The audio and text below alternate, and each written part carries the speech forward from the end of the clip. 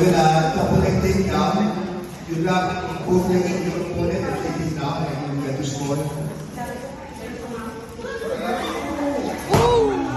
Head through. Galing naman eh, ng video ko. So, yung kamay, Likod mo yun. arm through. And then you control relax. Understood to make the takedowns. Volunteer justice. Double hold. Oh my God. Two more. This is the... Single leg. Single leg is double. So, holding one leg, finish with the other leg. So, single leg is double with double. And last one. So, get behind, you take down. So, you got behind him first, and you take it down. Okay. Tapos sa ground,